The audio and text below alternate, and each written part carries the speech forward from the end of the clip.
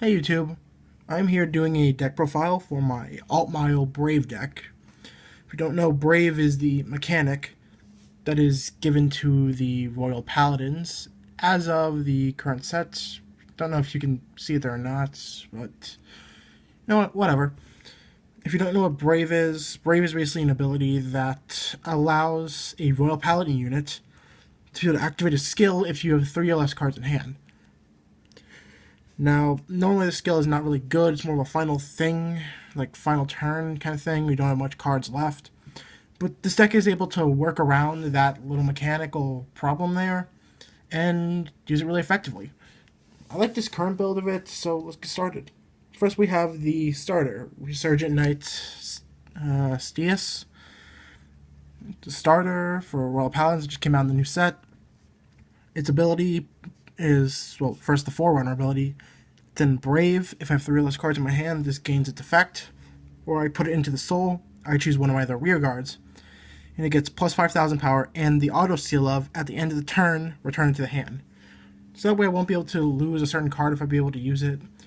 I'll be able to use it to do something like call Stride Enabler, and be able to do the search and then put it back to my hand to be able to use it later. You know, good little combos you could use there to help consistency.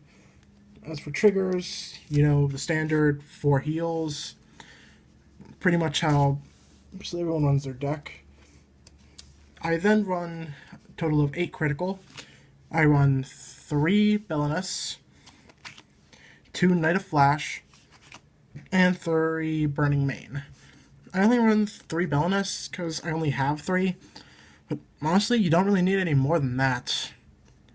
If I would take out 1 Burning Mane to add a Belinus, but honestly, the deck's pretty much fine with only 3. But pretty much 8 crit, you definitely need that kind of power. And then for the rest of the triggers, I run 4 of the new Stan Sargal. Now, with the Brave ability, you don't really want to build up your hand, so you don't really want to run draw triggers. But this guy's got a really good ability that activates at the end of the turn. At the end of the turn, well, first off, when it's placed, Brave activates, allowing you to be able to gain its ability, which is when it's placed, it gains this ability. At the end of the turn, you draw a card and return it to the deck. Now, I know it's not really that good drawing then returning it, but if anything, you get to put a trigger back in the deck, and you get to add another card to your hand, which is really good, especially since you don't run draws. Next up, we have the Grade 1s. I run 4 Holy Knight Guardian. I tried taking in the new Angel one, Hopekeeper, but it just was not working out as well. Deck counterblasts a lot, and you're definitely going to need your Unflipper. So yeah, definitely keep it the Holy Knight Guardian at 4. Then we have 4 copies of Laurel Knight Sisylas. Basically, when he's placed on rearguard, reveal a grade 3, search for an Alt-Mile, add to hand, drop a card, and he also counts as the entire cost for striding in your hand. You know, basically a standard, definitely well needed in this deck since you do run Alt-Mile. Then I run the main grade 1 of the deck, 4 Knight of Power Charge. And if you don't know what he does, he's from the newest set as well. Generation Break 1, retire this unit, choose any number of cards from your hand, and bind them face down. And at the end of the turn, put the cards bound with these effects back in your hand and draw a card. This card basically allows you to activate Brave without really having to really waste your hand on much. And the added effect of you drawing a card at the end of the turn is incredibly helpful. He's definitely your main grade 1 in the deck, something you really want to have and get for the big kills. And for the rest of the grade 1s, I run 3 copies of the Headwind Knight Selim. He counts as a grade 2 unit in the deck, and his Brave skill gives him plus 3,000 power. Not a bad backup. I tried running the new Scouting Owl, but honestly, having more of these power bonuses and with the draw effects of cards like Power Charge and Sargal, you don't really need the back row boosters, so Selim better for power. Next is grade 2s. I run 4 copies of Hope Song Angel. It's not a really bad card. I really like this card. Basically, skill counterblast 1 Soul Blast. When it's placed on van or rear, you search your deck for up to 1 unit with Brave and call it to the rear guard. Now this is good for early turn pressure because this does not require Generation Break. It's basically like Starlight Violinist.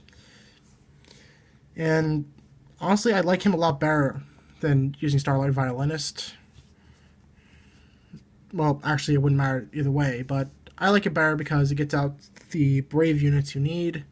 Not really specific, just towards grade 2s in general. Next, I run 3 copies of Shine Gall. Don't know what its ability is. It's Brave. When it attacks the Vanguard, it gets plus 2,000 power. As well as the skill of Counterblast 1. When this unit attack hits, you may pay the cost. If you do, draw a card. But at the end of the turn. So it is a bit of a delayed draw, so you can keep your Brave, which is really good. Definitely a good unit for the deck. Then for the non-Brave grade 2s, I run 2 Knight of Fragment, or 2 Knight of Twin Sword and 2 Knight of Fragment. Now, Knight of Fragment is really good. Counterblast 1, call another grade 2. But I only run it at 2, mainly because of cards like Shine Call and Battle Song. They can basically fill up the rear guard better. He's good for a good push, but honestly, I'd keep him at 2. And Fragment is really good pressure. It's like Shine Gall, but if he hits, you get to be able to build up resources by unflipping 1 and soul charging 1, or should I say countercharge and soul charge 1. My apologies there.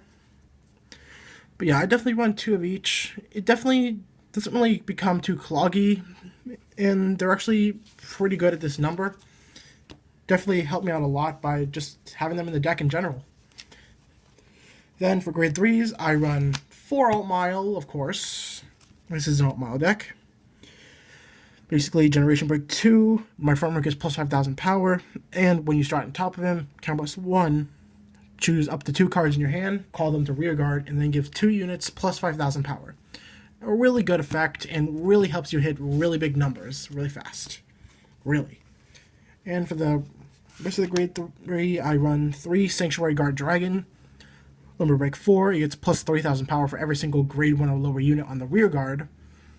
And when it's placed on Vanguard, I discard a Royal Paladin from the hand to be able to call a grade 1 or less unit from the deck. I don't really go into him very often, but he's always been a really good backup in case you are unable to get Alt Mile. Really good effect, and with Limit Break, he helps fight against Great Stuck. Okay, moving on to the G-Zone. I run 4 copies of Aerial Divine Knight, Alt Mile. Definitely your main first stride. With his skill, when you stride him, flip up another copy of him, and then your front row gets plus 3,000 power. And then, if you have 2 or more cards face up in the G-Zone, it gains the ability of being able to call a rear guard unit from the deck, grade 2, and it gets plus 5,000 power, which is a really good effect. It gives power to your front row, as well as allowing you to call another unit if you're at the correct amount. Next up, I have 2 copies of Transcending the Heavens, Alt Mile. He's your main heavy hitter of the deck. Basically, if you don't know what his skill is, Generation Break 2, Counterblast 1, and choose a face-down G unit and turn it face-up. This unit, when it attacks, you superior call a grade 2 card from your deck, and it gets plus 5,000 power, as well as the continuous effect of your front row gains plus 2,000 power for every face-up copy of Aerial Divine Knight Alt Mile. So if you go into Alt Mile first turn, you flip up another copy of himself, that's 2 face-up, go into him, flip another 3 face-up, it's plus 6,000 power to your front row, then go into another one that's 8,000 power to your front row. Definitely amazingly strong power-ups for your front row. That's basically the big bulk part of this deck, as well as he can get you another attack. With the pluses he gives to the front row, it doesn't really matter if you don't have a booster for it. These are still going to be really big numbers, so definitely the best stride of the deck. And to fill up the last 2 spots, I have 1 Gobblade. When it hits, call grade 2 from the deck. And Samuel, if you have 5 or more rear guards, Counterblast 2 when he attacks to deal your opponent damage. So yeah, that is the deck profile, guys. I hope you guys enjoy. I'm probably going to edit the deck later after trying it some more, but this is the way it is currently, and I will see you later.